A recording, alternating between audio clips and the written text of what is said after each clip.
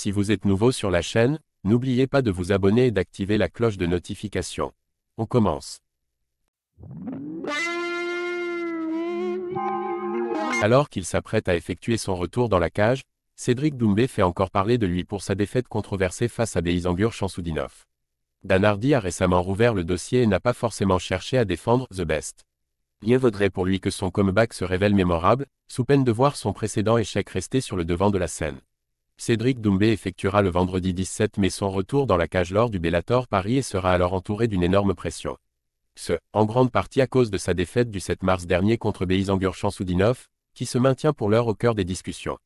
Dan Hardy honnête sur le cas épineux Cédric Doumbé. Invité ce lundi de la MMA Hour, Dan Hardy, actuel dirigeant du PFL Europe, a pu y évoquer divers sujets en lien avec l'actualité fournie de l'organisation. Il n'a cependant pas pu échapper à une question portant sur le fiasco Doumbé. Sensiblement toujours frustré, l'ancien combattant a tout d'abord expliqué les possibles raisons de ce scénario fou avant de mettre en cause l'état d'esprit du Français dans une longue tirade. Dan Hardy, Cédric n'a été inspecté que dans les vestiaires. Ce n'était pas le cas dans la cage. C'était une décision de la commission locale et je n'en étais pas fan. Je ne voulais pas que des gens entrent dans la cage sans y être inspectés et c'est quelque chose que je veux voir changer. Tout ça pour dire que Cédric a marché jusqu'à la cage pieds nus, et le sol de la salle ne permettait pas de marcher pieds nus dessus. Cela dit, je me suis retrouvé avec une écharde l'autre jour en plein sparring.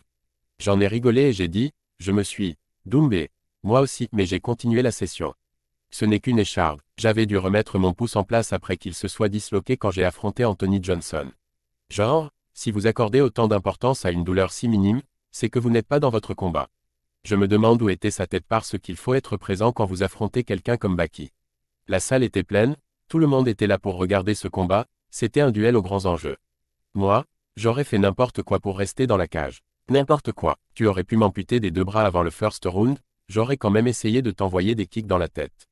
C'était une situation très embarrassante et décevante. J'en ai discuté avec toutes les parties prenantes, dont l'arbitre, et je pense qu'il y a eu une défaillance au niveau de la communication. Je pense qu'il aurait pu être dit plus clairement que tu ne peux pas demander une pause pendant le combat.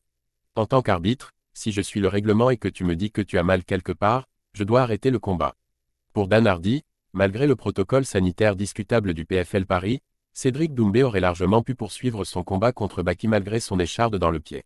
À voir comment l'ex-kickboxer accueillera ces propos de son supérieur.